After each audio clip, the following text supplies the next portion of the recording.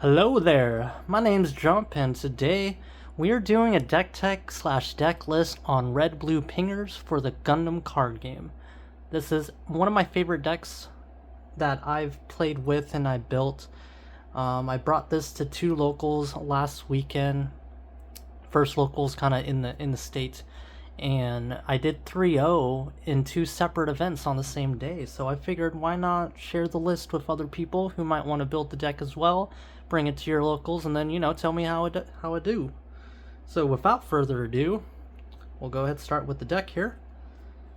So I'm going to start with the vanillas. We got 3 level 2 1 cost again, just the 2/2 stat line.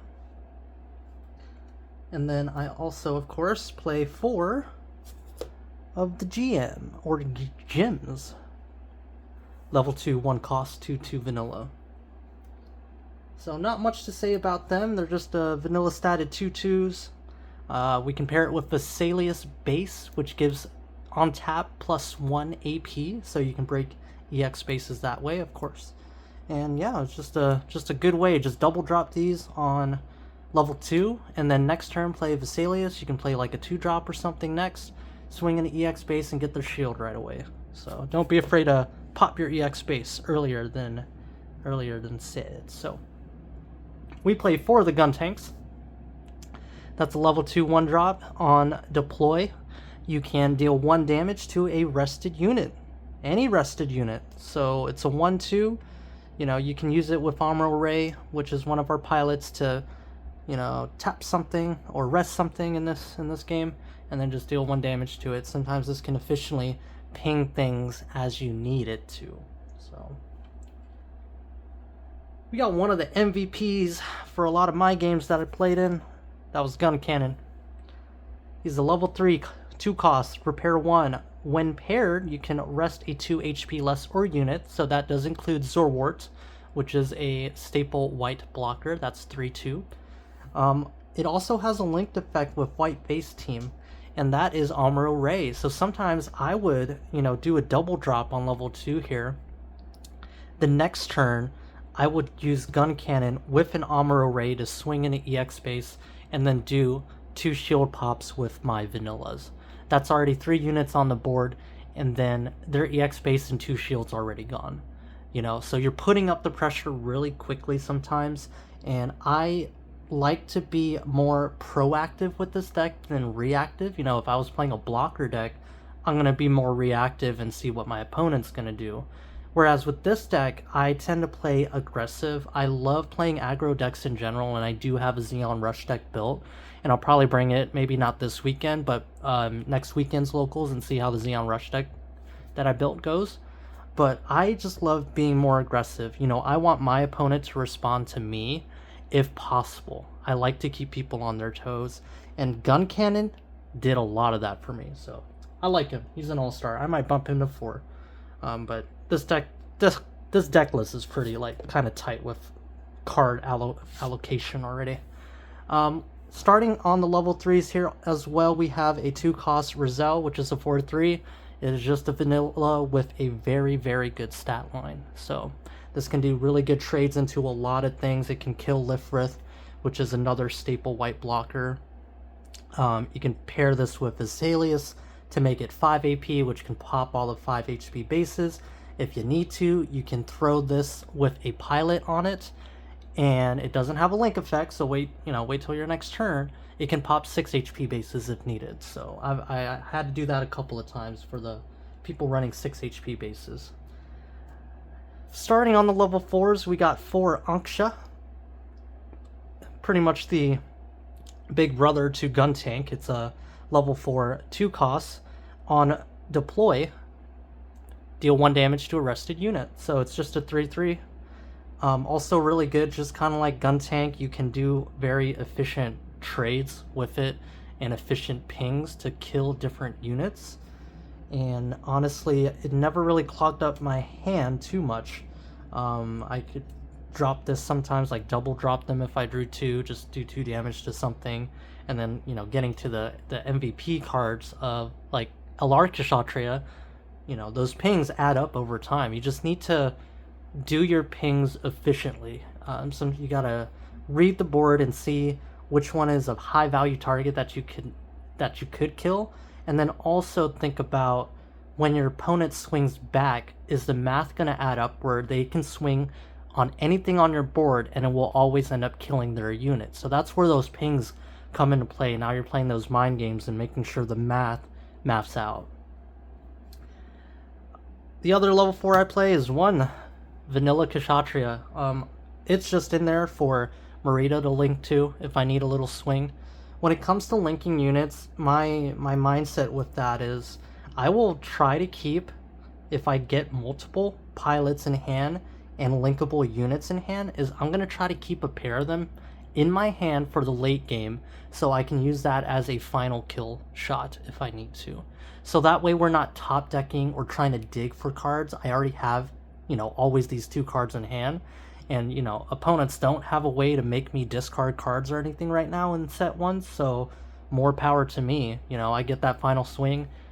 I don't have to dig for it. I'm not top decking, so this deck is just all about efficiency, and I love that. We got our last level 4 here, Grandpa Gundam. So that's from the starter deck here. Peep the alt. We got Repair 2 on it during pair. All your units get AP +1. Links with Amuro. It's a 3/4. Turns into a 6/5 on pair with Amuro or Marita, technically. So this one is just a weenie hut killer. It just kills all the 2/2s like nothing. It's going to repair 2 at the end. This thing can just trade into very small units if you're playing the mirror match. This guy is the all-star. It just kills all of these things, no problem.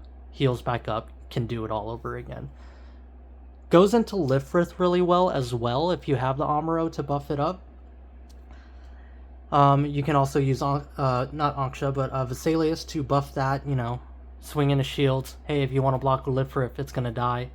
Grandpa's going to heal too at the end of the turn. So, very good. Love that card. Love the efficiency of it and how well it trades into units. Then we got 4 of the LR Kshatriyas. This one is the level 5 for cost. When paired with Cyber New Type or New Type, it lets you ping 1 damage to up to 2 units. And this is where the math gets really good.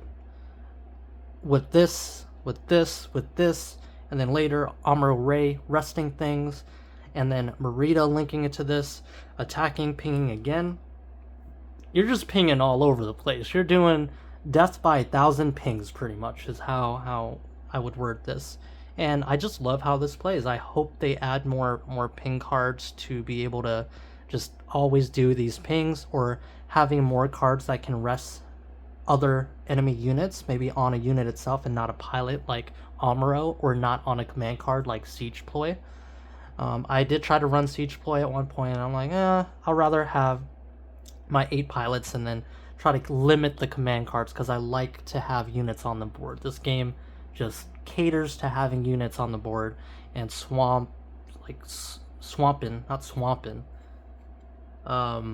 swarming is the word I was looking for. Swarming the board with units. Again, like I said earlier, I love the aggressive playstyle, dropping units, playing on curve, always does really well. I only run one of the Banshees, and I didn't get it off in any of my 6 games. I played against green-white wing decks, 2 of them. I played a mirror match, and I played 2 Xeon Rush decks and a blue-white blocker deck with Unicorn on the top end. And yeah, this deck really consistently with the units just did what it needed to do. I never really got a chance to got this off. I don't think I remember even drawing this card, so take that how you will. If I needed to cut something, I would probably cut this for even more consistency with my other units. I might cut this and throw another gun cannon in there possibly. Or I might, bump this up to 2 and maybe lower my curve a little bit, but there's only so many cards I can cut to lower my curve to be able to get 12 cards in the trash for this card's effect to go off. And if you don't know what this does, pretty much summarize it. When you link it with Marita and attack, you can put 12 cards in your deck from your graveyard or trash, and it gains first strike. you also untap it. So what this means is it gets 2 attacks with first strike. So this can be very sneaky sometimes into trades, efficient trades, because it's going to be a 7 AP unit. You can double swing, you know, hit that last shield and then hit the opponent for the final kill there. So could be a good card. Just never used it, never saw it. Maybe bump it up to 2. But I know a lot of people like that card. I mean, I like the card. It's freaking awesome if you get it off. Otherwise, it's just a vanilla, you know, 7/5 with the pair. Onto our pilots, we got Amuro Ray, +2/+1. Everybody knows what Mr. Ray does. When paired, you can rest a 5 HP unit or less. So this is how you get around blockers. Using that guy right there. Just rest what you need to. Get into shields, again, make your opponent either need to kill your units or do bad trades. And think about the math there when you're doing your pings, right? So, great card. Probably one of the best pilots in set 1. Technically starter decks. We got 4 of the Maritas. And peep that art real quick. Love this art. Most people love this art. She definitely shot up in price like the last day or two. So there's that foiling there. Need to get 2 more for my playset and 2 more Kshatriyas as well. But I'm gonna wait for the next wave and let the prices drop a tad bit. But she, level 4, 1 cost. When link on attack, you can choose 1 enemy unit of that level or less of the unit you're paired with or linked with, and then ping 1. So when you're linking with Kshatriya LR here, you do 1 more ping damage on attack, level 5 or less. That again goes into the math really well with the combination of gun tanks or Ankhshas also doing 1 damage as needed. So this right here kills the Zorwart if they're playing a bunch of Zorwarts. And you know, when you play Kshatriya with this or even pairing it with Amuro Ray, you can kill a Lifrith, you know, for value by using our next card called Battle of Aces. I know some people run close combat. I love close combat. I'd totally throw maybe 2 on the deck if I had room for it. But Battle of Aces just values so well when you need it to. If you're doing these pings right here efficiently, Battle of Aces just cleans up blockers for you. It just cleans up the board, and then you just have a big body, and you have your board state that you're playing with, and again, making your opponent respond back to you. That's the game plan. The other command we play is a Show of Resolve. Of course, we need to draw cards at the late game if we make it there, or draw cards in the middle of the game if we need to draw more cards and the opponent's not really playing anything. So I think against the white-green wing decks, you know, they're just trying to ramp. If they're not drawing the freedom bird thingamajigger, the wing bird, or playing that 1 command card that gives you an EX resource, or getting Death Scythe on the board with Duo, I'm just going to play Show of Resolve and draw 2. I can wait a turn for them to kind of feel my hand and then just kind of crack back harder before they get to level 8 to drop the wing zeros. And one of my opponents, I remember, he did drop 2 wing zeros and I still somehow managed to win by kind of baiting it a little bit. I was just kind of drawing cards in the middle and I was like, oh crap, he's about to get wing 0 on the board. And he did play the wing 0. I think I had maybe like 4 units. They all my little guys died. I had a Kshatriya that had 3 damage on it. And then I had like 4 or 5 cards in hand and I was waiting for the wing 0. And then I just kind of dropped another unit, give or take, just see if he trying to beat him out. And then he kind of dropped it again, trying to do double wing units. But at that point, I was up shields. So I was able to can't remember exactly. I did some math with how many attacks I had versus how many attacks he had. And that's kind of what won me the game was him swinging into my shields instead of swinging into my units is what won me that game. So, Show of Resolve. Everybody loves to draw cards. Drawing cards is good. Drawing 2 cards is even better. Lastly, we have the base that I play, which is Vesalius. I love this card. I don't really like Corsica base. I don't think I would run any other bases. There might be a thing for the level 6 HP base, possibly, if aggro decks start becoming more rampant, but this deck already does pretty well with killing these Xeon Rush decks or aggro decks. But this also helps with trading into things efficiently, buffing the AP +1, killing certain blockers, you know, making your 3/3s into 4/3s, making this into a 5/3, making these 2/2s into 3/2s to block EX bases. It's a great card. I love this card. And, you know, I wouldn't really change the base. Yeah, for cuts, I don't really know. I think I'm going to just bring this deck again to locals this weekend. See how it does, you know. It ain't a broken record, so I'm going to keep playing it, you know what I mean? And I'm going to see how it does this weekend, and if I go 3-0 again, you know, for the 2 events that I'm going to do, then I will let you guys know. But otherwise, yeah, this is the red-blue pinger deck that I brought to my locals and did 3-0 in 2 separate events. And I think next week, depending on how this weekend goes, I'm going to try my Xeon Rush deck that I built, which is red-green. So I haven't really looked at those deck lists online or anything, so it's kind of like just a brew that I made myself. Just kind of like this deck. We'll see how this one does this weekend, though. So, you got any questions? Feel free to leave a comment, leave a like, do whatever. I'm cool. I'm chilling.